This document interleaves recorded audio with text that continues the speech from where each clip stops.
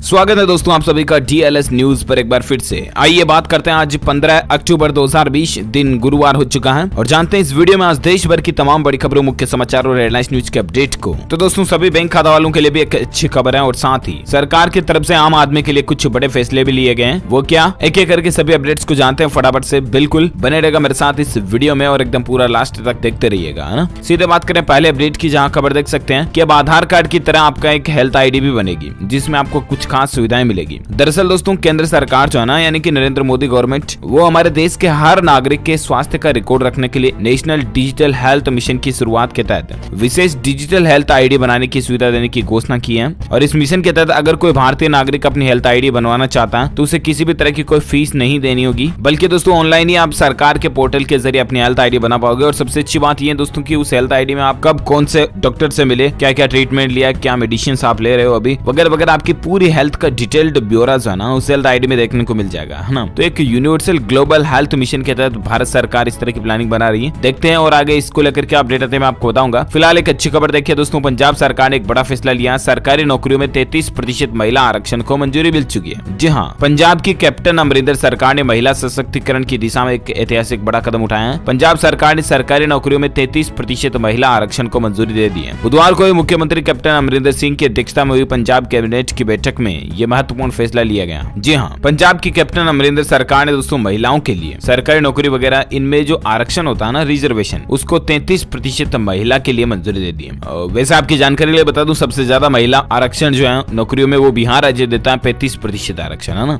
और उसके बाद अब पंजाब राज्य दूसरे नंबर पर आ चुका है। चलिए साथ ही अगली खबर दोस्तों के नए कृषि कानून के खिलाफ पंजाब सरकार ने खोला मोर्चा। 15 अक्टूबर को बुलाया विधानसभा का विशेष सत्र। जी हाँ, पंजाब को ही लेकर एक अपडेट है कि केंद्र सरकार द्वारा मानसून सत्र में लाए गए कृषि कानून का लगातार विरोध जारी है और देश भर में अलग अलग जगहों पर किसान प्रदर्शन भी कर रहे हैं। इन्हीं विरोधों के बीच दोस्तों पंजाब सरकार ने 19 अक्टूबर को विधानसभा का विशेष सत्र बुलाने का फैसला भी किया और देखते हैं इस फैसले में पंजाब की अमरिंदर सिंह सरकार की तरफ से क्या फैसले वगैरह लिए जाते हैं। जो कोई भी अपडेट आएगा मैं आपको बता दूंगा। फिलहाल अगली खबर देखिए, राजधानी दिल्ली NCR में प्रदूषण की चादर ने ढक लिया दिल्ली को। ये इलाका रहा सबसे ज्यादा प्रभावित है। देख सकते हैं आपकी एयर पोल्यूशन दिल्ली में अभी ही कितना बढ़ चुका है। ये तस्वीर बयां करती है। हालांकि अभी ठंड का मौसम बहुत दूर है, उसके बावजूद दिल्ली के हालात कैसे चल रहे हैं। दिल्ली के अंदर जहांगीरपुर में खतरनाक स्तर पर प्रदूषण पहुंच चुका है और इसी दिल्ली पोल्यूशन को लेकर अपडेट देख सकते हैं कि प्रदूषण को रोकने के लिए अहम ऐलान भी किया गया है। दिल्ली में आज से ही जनरेटर वगैरह ये बिल्कुल भी नहीं चल पाएंगे। तो ये दिल्ली के अरविंद केजरीवाल सरकार की तरफ से फैसला। अब अगर आप जनरेटर वगैरह ये चलाते हो तो आपको सरकार की परमिशन लेनी पड़ेगी, ठीक है ना, दिल्ली में। चलिए साथ ही अगली खबर है, इंडियन रेलवे बढ़ाएगा किसानों की आय। इन सब्जियों और फलों के ट्रांसपोर्टेशन पर किराए में होगा 50% तक छूट का फैसला। दरअसल दोस्तों किसानों की आमदनी बढ़ाने के लिए केंद्र सरकार लगातार कदम उठा रही है और इसी बीच इंडियन रेलवे की तरफ से भी एक किसानों को बड़ा फायदा दिया गया। दरअसल फ्रूट्स और वेजिटेबल्स यानी कि फल और सब्जियां जो लाने ले जाने वाली ट्रेन होती है ना, तो उसके किराए में अब किसानों को 50% तक छूट मिलेगी, है ना। ये देख सकते हैं आप कि भारतीय रेलवे के द्वारा कौन कौन से फल सब्जियों का ट्रांसपोर्टेशन किया जाता है। इन सभी में आपको 50% सब्सिडी के रूप में वापस किराया मिल जाएगा। तो ये इंडियन रेलवे की बहुत ही अच्छी पहल है। चलिए साथ ही अगली खबर देख सकते हैं कि डाक टिकट पर आपकी भी हो सकती है फोटो। इसके लिए आपको ये काम करना पड़ेगा। दरअसल माई स्टाम्प योजना से अपनी फोटो सहित 12 स्टाम्प मिलते हैं जिसका सादे जन्मदिन तोहफे में आप इस्तेमाल कर सकते हैं। बात कुछ यूं है दोस्तों की, डाक टिकट भी एक अलग ही दुनिया जहां डाक टिकट आपके संदेश को एक दूसरे तक पहुंचाने में तो मदद करते हैं, साथ ही इन पर अंकित चित्रों का भी अद्भुत संसार होता है। कोई बड़ी उपलब्धि, महान व्यक्तित्व या बड़े समारोह, विशेष खासियत या फिर किसी आविष्कार के सम्मान में सरकार डाक टिकट जारी करती है। लेकिन क्या आप जानते हैं दोस्तों की एक आम इंसान की तस्वीर भी डाक टिकट पर छपी हो सकती है और इसके लिए आपको Guinness book of world record में नाम दर्ज कराने या फिर कुछ हटके कारनामा करने की भी जरूरत नहीं है। दरअसल भारत सरकार की पुरानी एक योजना जिसका नाम है माई स्टाम्प करके, है ना,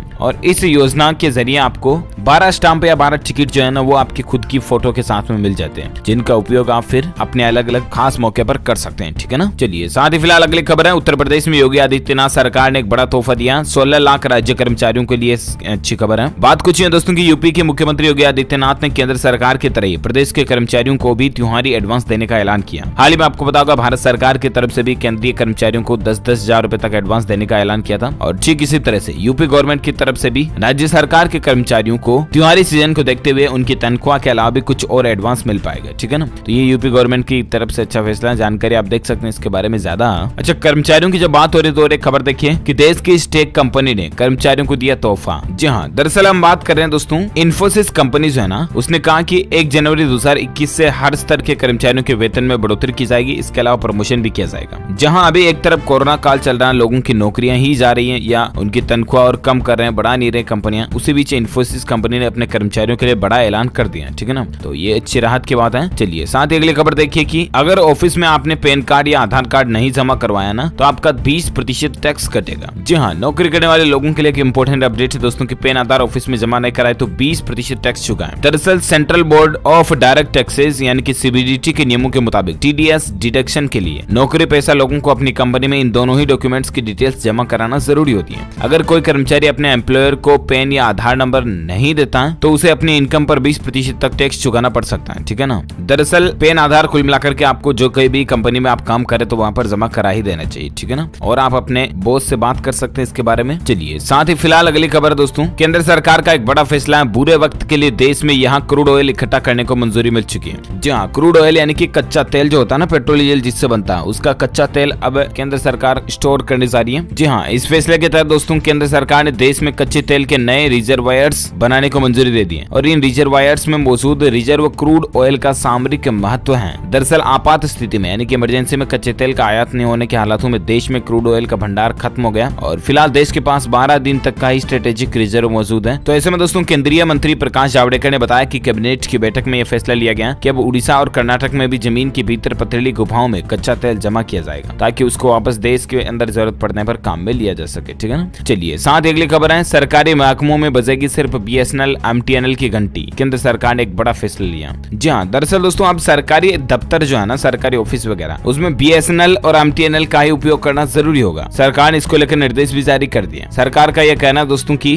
दूरसंचार विभाग यानी कि डीओटी द्वारा जारी एक विज्ञापन में कहा गया कि भारत सरकार ने सभी मंत्रालयों, विभागों, सीपीएसयूज, सेंट्रल ऑटोनोमस ऑर्गेनाइजेशन वगैरह जितने भी हो गए, इनमें बीएसएनएल और एमटीएनएल का उपयोग करना कंपलसरी कर दिया, यानी कि अनिवार्य कर दिया। तो ये सरकार की तरफ से एक बड़ा फैसला लिया गया है। चलिए साथ ही अगली खबर दोस्तों कि स्टार्स से होगी चाइल्ड एजुकेशन की नींव पुख्ता। मोदी सरकार ने एक बड़ा फैसला लिया। जी हाँ, नई राष्ट्रीय शिक्षा नीति को अब अमली जाला पहनाना शुरू कर दिया गया है और इस योजना के लिए दोस्तों आज स्टार्स कार्यक्रम तय किया। स्टार्स यानी कि strengthening teaching learning and results for status. इस कार्यक्रम के तहत 11 राज्यों में बेसिक शिक्षा में सुधार पर फोकस किया जाएगा। दरअसल कल ही दोस्तों केंद्रीय मंत्री प्रकाश जावड़ेकर और पीएम मोदी की अध्यक्षता में कैबिनेट की मीटिंग हुई। इसमें कई सारे फैसले लिए गए। एक तो स्टार्स कार्यक्रम तय किया गया जिसके तहत बच्चों की लर्निंग टीचिंग वगैरह पर फोकस किया जाएगा, ठीक है ना। चलिए साथ अगली खबर है, लोन मोरेटोरियम पर आम आदमी को बड़ी राहत मिली है। 15 नवंबर तक नहीं लगेगा ब्याज पर ब्याज। जी हाँ, कल ही आपको पता होगा सुप्रीम कोर्ट यानी कि उच्च न्यायालय में लोन मोरेटोरियम को लेकर दोस्तों एक बार फिर से सुनवाई हुई और उसमें सुप्रीम कोर्ट का यह भी कहना रहा दोस्तों की लोन मोरेटोरियम पर अब सुनवाई तो 2 नवंबर को होगी, ठीक है ना। लेकिन सुप्रीम कोर्ट ने सरकार को फटकार लगाई और कहा कि लोगों की दुर्दशा को समझिए और सही फैसले के साथ कोर्ट आइए। आम लोगों की दीपावली आपके हाथ में है, ये कहना रहा कल ही सुप्रीम कोर्ट का। और सुप्रीम कोर्ट ने सरकार को फटकार लगाई और कहा दोस्तों की लोगों की दीपावली अब आपके हाथों में है, लोगों की दुर्दशा को समझिए और लोन वगैरह पर कुछ राहत दीजिए, है ना। आरबीआई का यह भी कहना कि कोविड-19 के तहत सिर्फ 1 मार्च तक के स्टैंडर्ड लोन ही होंगे रिस्ट्रक्चर। जी हाँ, लोन की रिस्ट्रक्चरिंग को लेकर आरबीआई भारतीय रिजर्व बैंक ने एक बड़ा बयान दिया दोस्तों कि भारतीय रिजर्व बैंक ने स्पष्ट कर दिया कि जो लोन 1 मार्च 2020 तक बिना किसी डिफॉल्ट के मानक बने हुए हैं वे अगस्त में जारी कोरोना महामारी संबंधित स्कीम के ढांचे के तहत रिस्ट्रक्चरिंग के लिए पात्र होंगे। तो ये भी आरबीआई का एक फैसला है। चलिए साथ ही जैसा कि मैंने आपको बताया कि 15 नवंबर से पहले लागू हो जाएगा ब्याज पर ब्याज माफी का फैसला। आम लोगों के लिए बड़ी अच्छी खुशखबरी है। सुप्रीम कोर्ट की तरफ से लोन मोरेटोरियम को लेकर फैसला दिया गया है, ठीक है ना। ज्यादा जानकारी आप देख सकते हैं इसके बारे में। चलिए फिलहाल अपन बात करें अगली खबर में, जहां अपडेट देख सकते हैं कि मोबाइल डीटीएच और बिल पेमेंट पर अब आपको कैशबैक वगैरह मिलेंगे। ये बैंक आपके लिए ऑफर लेकर आए। दरअसल देश का प्राइवेट सेक्टर बैंक जो है ना एक्सिस बैंक, उसने गूगल पे और वीजा के साथ मिलकर भारत में एक नया क्रेडिट कार्ड भी लॉन्च किया, एस क्रेडिट कार्ड करके। और इससे पेमेंट करने पर यूजर्स को अच्छे खासे कई खास फायदे भी होंगे। खास करके दोस्तों गूगल पे वगैरह में आपको 5% कैशबैक मिल जाएगा। इसके अलावा इस कार्ड के जरिए अगर आप मोबाइल रिचार्ज वगैरह करते हैं तो भी आपको 5% कैशबैक जमा हो जाएगा, ठीक है ना। चलिए साथ ही अगली खबर है, महाराष्ट्र में मिशन बिगिन अगेन में कई कामों को छूट दी गई है। सोमवार से शुरू होगी मुंबई मेट्रो। जी आपको बता दूं अनलॉक 5 में 15 अक्टूबर से और भी ज्यादा कामों को छूट मिल रही है। सरकार स्कूलों से लेकर सिनेमा हॉल तक के खोलने की प्लानिंग जो है 15 अक्टूबर से कर चुकी है। और ऐसे में दोस्तों महाराष्ट्र सरकार ने भी मिशन बिगिन अगेन में कई ऐसे कामों और कारनामों और कारोबारों को करने की ढील दी है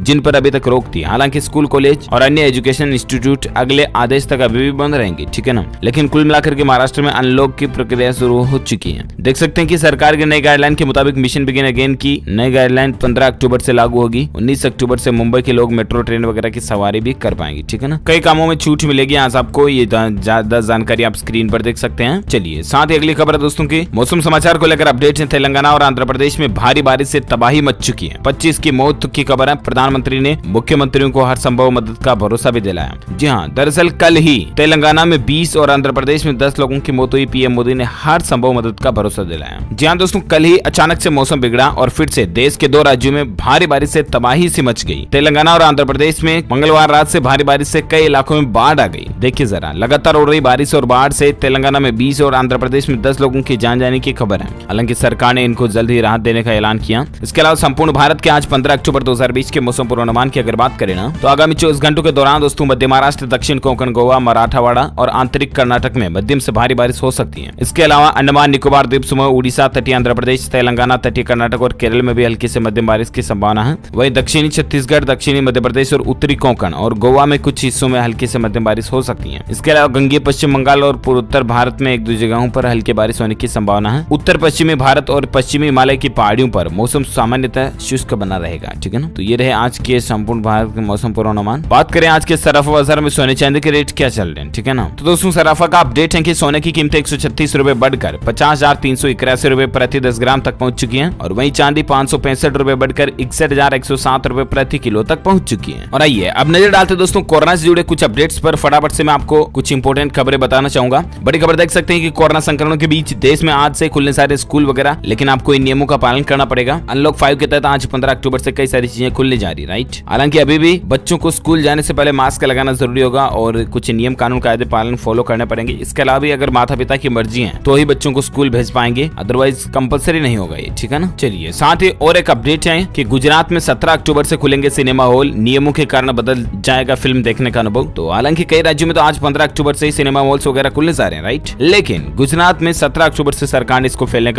खोलने का फैसला रखा है। और ऐसे में होगा ये दोस्तों की सिनेमा घर वगैरह के लिए, स्कूल्स वगैरह के लिए, सभी के लिए सरकार ने एसओपी अलग अलग से जारी कर दी है, यानी कि पर्टिकुलर कुछ गाइडलाइंस हैं, जिसमें जैसा कि मैंने आपको एक तो कल ही बताया था कि 50% लोगों के बैठने की अनुमति होगी। आपको एक सीट छोड़ एक सीट पर बैठना पड़ेगा। तो ये कुछ नियम है ना। चलिए साथ ही अगली खबर है, इरडा जो है ना IRDAI, उसने बीमा कंपनियों को ये आदेश दिए है दोस्तों की कोरोना कवर के लिए ग्राहकों को इंतजार नहीं करवाएं। और अगर जिनको कोई कोरोना का पेशेंट है और अगर उनको कवर वगैरह देना तो तुरंत दे दें, ये इरडा का कहना। अच्छी बात है। और साथ ही अगला अपडेट देखिए, ममता सरकार का यू टर्न है। दुर्गा पूजा पर दी सांस्कृतिक कार्यक्रमों की छूट, पहले लगाया था बैन। हालांकि आपको पता होगा कि पहले पश्चिम बंगाल की सरकार जो है ना, ममता बनर्जी, उन्होंने कहा था कि कोई भी सांस्कृतिक कार्यक्रम वगैरह नहीं होगा। दुर्गा पूजा, छठ, रामनवमी, नवरात्र वगैरह जो कोई भी त्योहार आ रहे हैं ना, दीपावली वगैरह, तो इन पर कभी भी किसी भी तरह का कोई कार्यक्रम नहीं होगा। पहले ये कहना था इस राज्य सरकार का, लेकिन उसके बाद ममता ने यू टर्न ले लिया और अब कहा दोस्तों की मतलब ये जो त्योहारी सीजन आ रहा है इस दौरान छोटे मोटे कार्यक्रम वगैरह हो सकते हैं। ठीक है ना, चलिए साथ ही अगली खबर है, उत्तराखंड में 1 नवंबर से 10वीं और 12वीं के क्लास के छात्रों के लिए स्कूल वगैरह खुल जाएंगे। कैबिनेट ने यह भी फैसला लिया उत्तराखंड राज्य को लेकर, जहां पर उत्तराखंड की त्रिवेंद्र सिंह रावत सरकार ने 1 नवंबर से 10वीं और 12वीं के स्कूल खोलने का फैसला भी किया। इसके अलावा भी कुछ और फैसले कैबिनेट मीटिंग में लिए गए, जिनकी जानकारी ज्यादा आप स्क्रीन पर वीडियो को पॉज करके देख लीजिएगा। ठीक है ना, चलिए अगली खबर दोस्तों की, उत्तराखंड में 1 नवंबर से कॉलेज वगैरह खुलने जा रहे हैं। 31 अक्टूबर तक रिजल्ट घोषित करने की भी तैयारी, जो एग्जाम आपके पहले हो चुके हैं लेकिन जिनका रिजल्ट नहीं आया तो 31 अक्टूबर तक उनकी भी तैयारी चल रही है। चलिए साथ ही अगली खबर है, हरियाणा में रोडवेज बसों के संचालन को पंजाब सरकार ने भी हरी झंडी दे दी है। हरियाणा के परिवहन मंत्री मूलचंद शर्मा का कहना दोस्तों की केंद्र सरकार की नीति निर्देशों के अनुसार अब वाहनों को नहीं रोका जा सकता, लेकिन दिल्ली सरकार बार बार आग्रह करने के बाद भी हरियाणा की बसों को दिल्ली में आने की मंजूरी नहीं दे रही है। तो ये कुछ मसला चल रहा है। और इसी बीच अगली खबर दोस्तों की, महाराष्ट्र में फिलहाल बंदे रहेंगे धार्मिक स्थल वगैरह, आज से मेट्रो सर्विस शुरू होने जा रही है। तो ये अपडेट है। और भारत में आज के ताजा कोरोना आंकड़ों की अगर बात करें ना, तो पिछले 24 घंटों के दौरान तकरीबन 64,500 से भी ज्यादा नए मामले देखे गए और उसके बाद कुल संक्रमित केस 73 लाख से भी ज्यादा हो चुके हैं, राइट। वहीं उसके बाद अब एक्टिव केस जो है ना सक्रिय, जिनका इलाज चल रहा है, वो है 8,12,000, जबकि दोस्तों 63,76,000 से भी ज्यादा लोग ठीक हो चुके हैं, रिकवर हो चुके हैं इस वायरस के चलते। और भारत में इस वायरस से मरने वालों की कुल संख्या का आंकड़ा 1,11,272 तक पहुंच चुका। ओके, तो ये रहा आज